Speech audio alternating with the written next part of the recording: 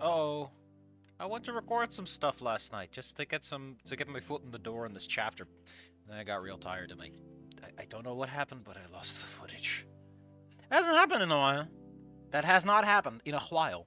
However, not much happened, so honestly, let's just...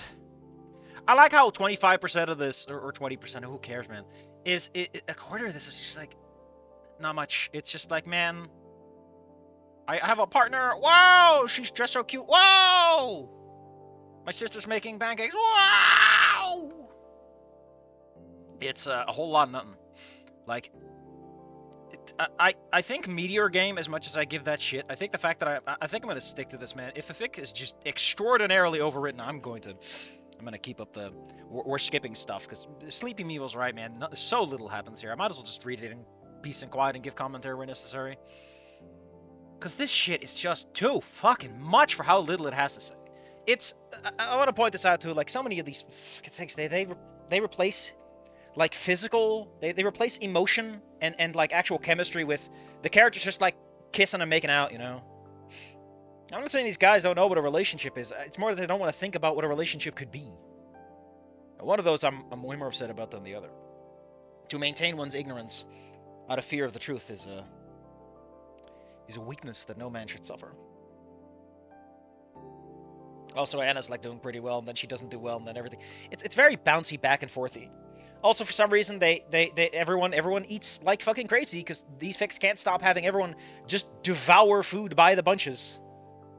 And the universal outcome of such rapid devourance is that nobody understands that that's technically a character trait that you're just imposing on everyone for some fucking reason. Like, it made sense for Anon to be the Edie type because, you know, guy doesn't eat well, so his body's like, nutrients! Wow! That's new.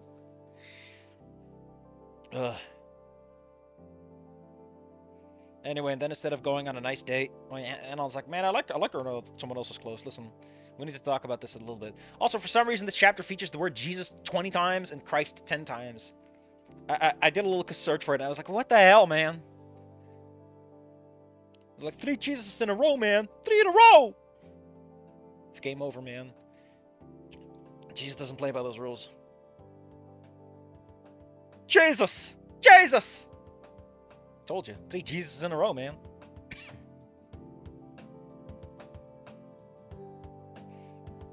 God, it's so fucking mouthful. It's like, I appreciate that we do this, but we never go into depth on any of this. Also, Anon, where is it? It's also really weird how Anon talks about, yeah, Stella got in trouble for Trunkla. And Anon says, this, but I don't... Does Anon even know Rosa that well? Has he been to detention that much? Like, he specifically avoids one instance of it. So, we have no reason to assume he knows Rosa that well. It's really odd. It's really, really odd. Where is it?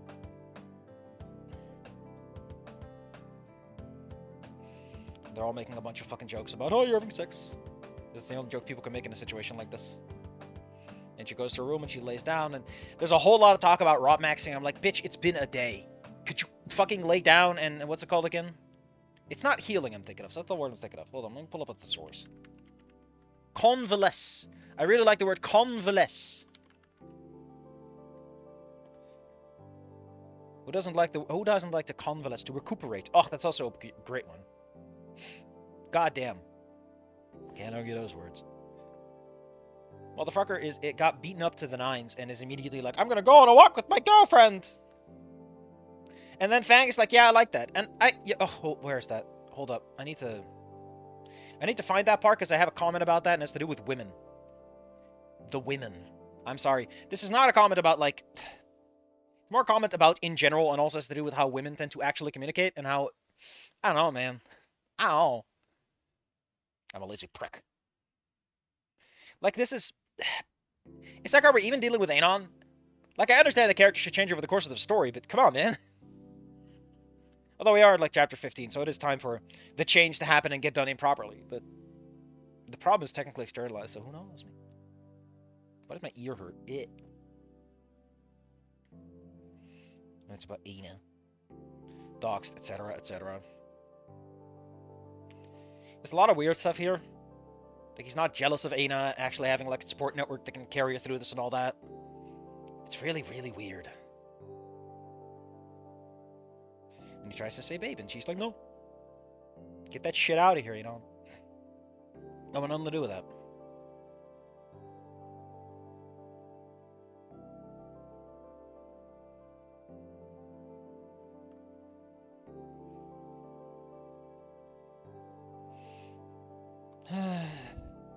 He talks to his sister and all this fucking shit.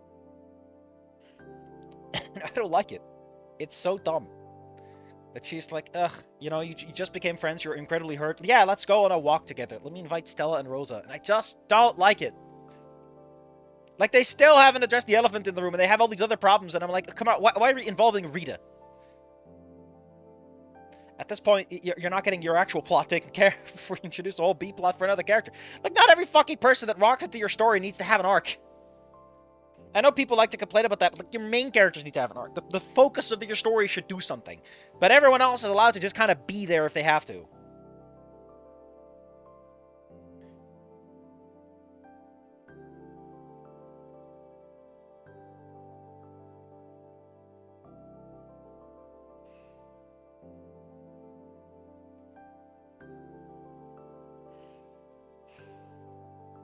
Oh yeah, Anon's like, Reed's going sober! I think the way he talks, like he's cutting back, but all I can think about is like, shouldn't Reed be slowly building it off? I can't imagine quitting cold turkey's the right answer here, buddy. The chemical dependence can fuck you up in ways. I guess, like, does Reed even have the support network to quit cold turkey? Because you really want to have some people that can slap you on the ass for it. Okay, cool. Let me find the one thing I wanted to talk about.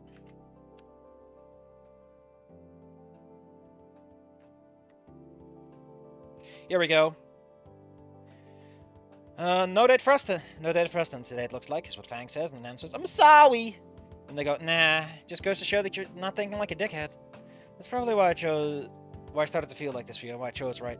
All I can think about, right, is that if we're talking, like, average middle-of-the-road woman, this is what they say when they're actually pissed the fuck off at you. This is not what they say when they actually appreciate you. This is what they say when, fine, I guess this is why I like you, so fine, I'll put up with it. But, like, come on, dude! I thought you wanted to do something away from your sister. I want to get out of my sister's shadow. I'm going to invite her on my date. What an all-American hero. Anyway, that's all I want to get off my chest on this whole regard. God fucking damn it, man. Where the hell is the line break? Chapter 15 is not selling me on this premise. Let me turn this on before I forget it.